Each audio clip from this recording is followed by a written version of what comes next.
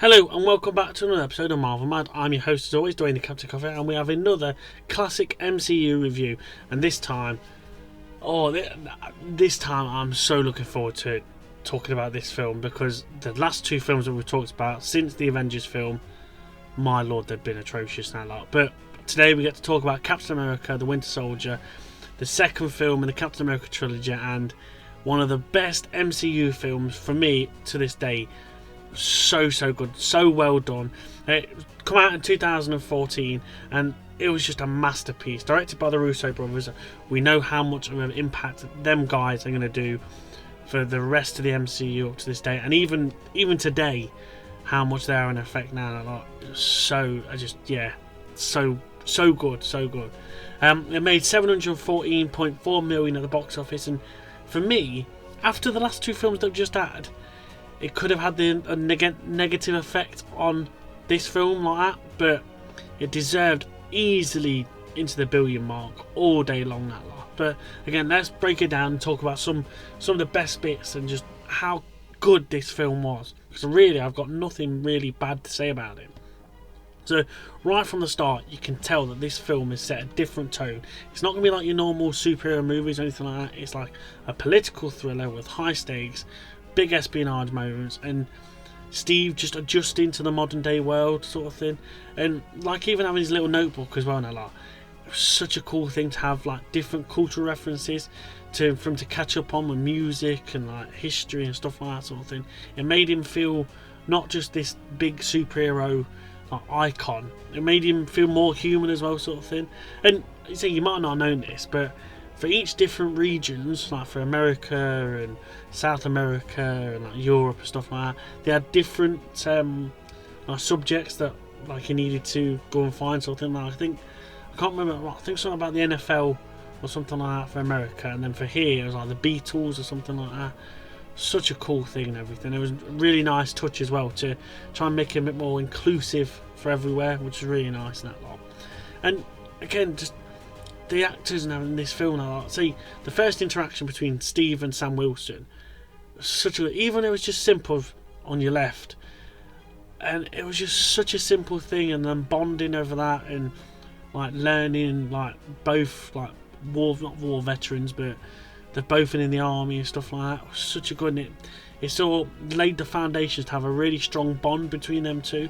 And for me, Sam Wilson became a quick standout, not in just this film, but in future films to come and everything, and having him be this almighty figure as Falcon first, and like again, even today as Captain America and that lot.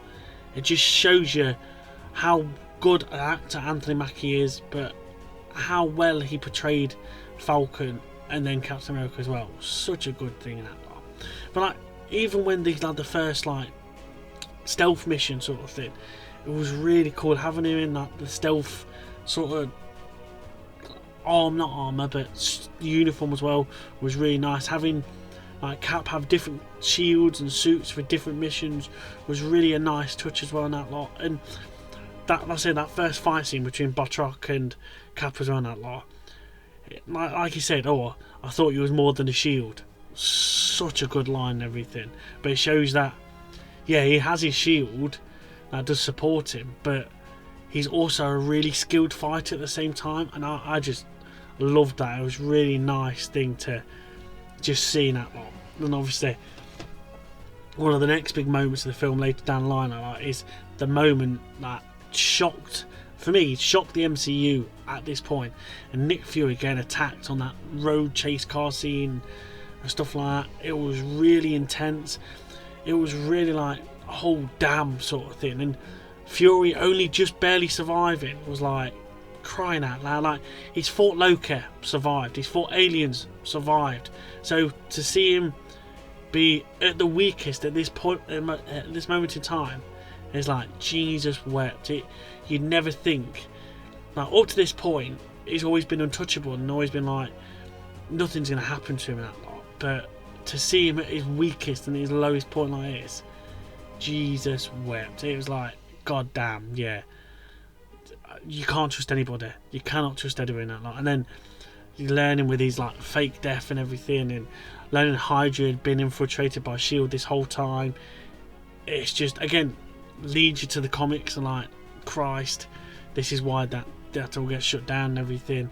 And having Hydra play the long game as well, like pulling strings in the background, everything up to this point of the MCU, you have to rethink again, because you see like agents and like leaders and stuff like, you're like, son of a bitch, no wonder he's acting up in like Iron Man, or no wonder he's not listening to some orders and stuff like that. It's because the Hydra.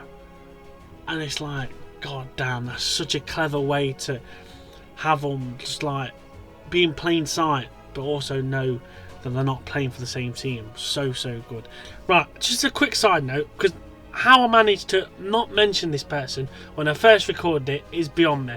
But the Winter Soldier, one of the best characters that they've had in the MCU, and this one of the best characters in this film as well. It was just how they presented him, how he looked was just spot on.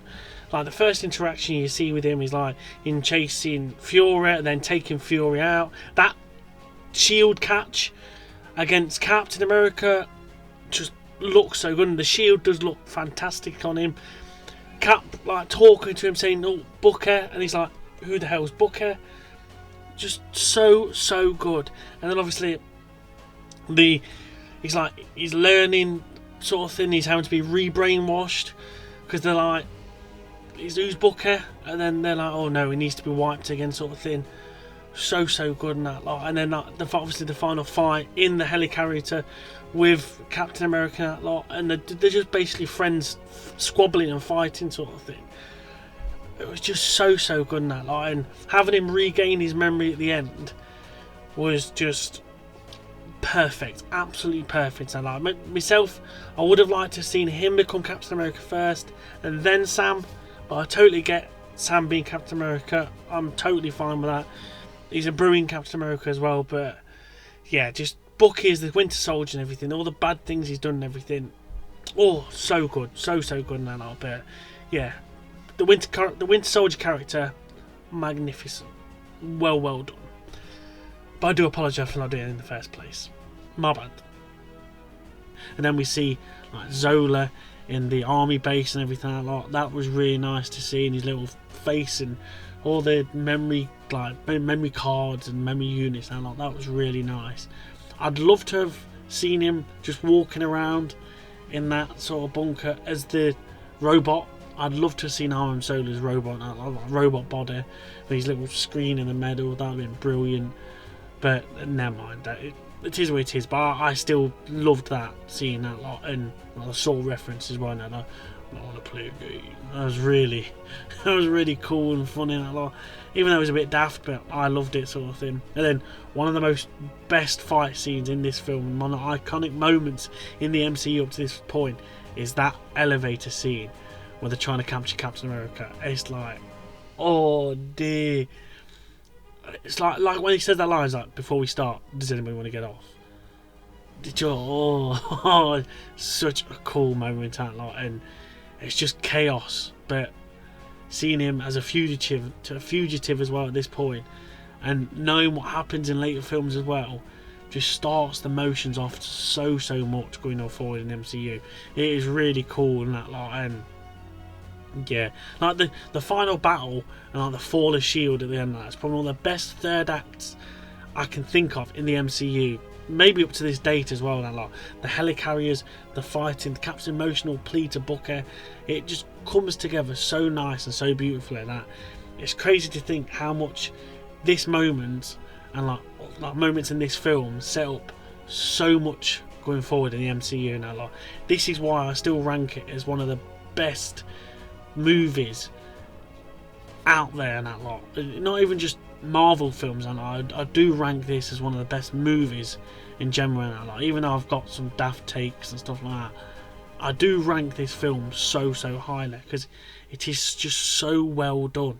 And at this point as well, like when Fury goes off, like you find out he's not dead and he faked his own death to see who could trust him, blah blah blah and that lot. Having him going off grid would have been the best time to do a secret invasion, or even just like eccentric Shield, like get him regrowing up, or Fury series there. I know they didn't do anything until post Endgame and stuff like that with the series, but at that point it would have been ideal to have a series there now, like, as well as Black Widow as well now, like, this point as well, having the Black Widow film here would have been absolutely perfect, but they just wasted them things way down the line when it didn't need to be happening, and it's so frustrating, so frustrating. But then we have the post-credit scenes and Stryker revealing he's got the Loki scepter, and we see the twins. Now I'd love, for back in the day, I know they couldn't use it because of mutants and Fox and blah blah blah, but I'd love to have just heard the first little mention of mutants then, instead of being like enhanced individuals. It's like, or gifted, and I was like, okay, that's a bit on the nose sort of thing, even though we know what they are. It's just like, right, okay, yeah, go on, do your little loopholes that you need to now, which is a bit frustrating, but you can't really say anything. And then at the end as well now, like having Booker, like obviously he like goes off sort of thing because he's like out of Hydra's grasp to a point. Yeah, to a point, we'll say that so far. And like going back to the Smithsonian and trying to relearn who he is, and like after years of being kept on ice and like done atrocious things, that was really cool to see in that lot. And then knowing from then where he's going to appear next, so cool, so cool in that lot. But yeah, that's my overall thoughts on Captain America Winter Soldier. Like I said, one of the most comic accurate, well executed MCU films they've ever made up to this date in that lot. I just loved it, the action, the twists, the character moments, all top tier for me in that lot. But yeah, what do you think of this Captain America Winter Soldier film, that lot? Does it still rank up really highly to you guys watching it? Like, let me know in the comment section below. And as always, keep on going, soldier. We'll see you soon.